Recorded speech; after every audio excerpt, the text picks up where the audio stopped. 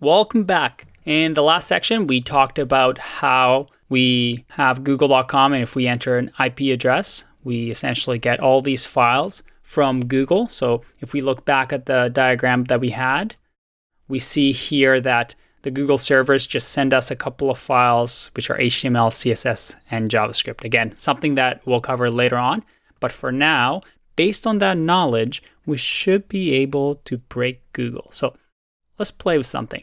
If you open up Google Chrome and you go into View, then Developer, then Developer Tools, you're going to have a screen over here that pops up. You might want to move it up and down just so you can see better.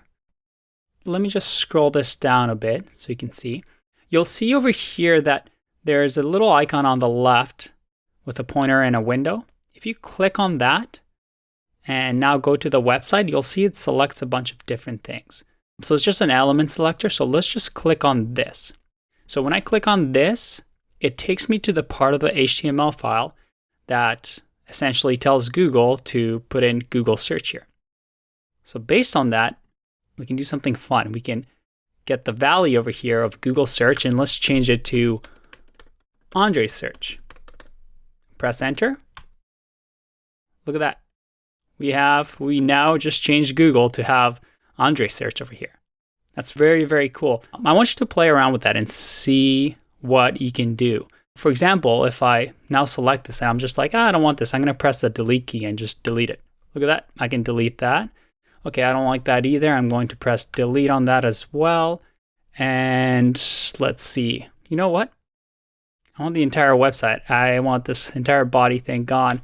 Delete. Look at that. We just completely deleted Google. Now, you must be freaking out. What happened? Am I going to get sent to jail? I just deleted Google. Well, no, not really. Press enter and Google is back.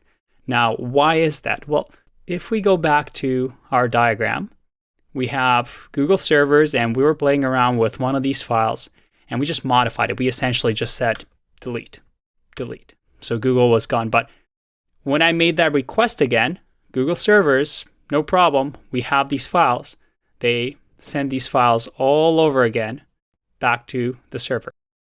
Hopefully that made sense to you. We see that the browser essentially is a tool, a piece of software that can receive files from servers, and it knows how to read them so that, look at that, we get pretty Google and we can type in all the searches that we want in the world. All right, let's get to the next section where we talk about the internet backbone. See you in the next one. Bye-bye.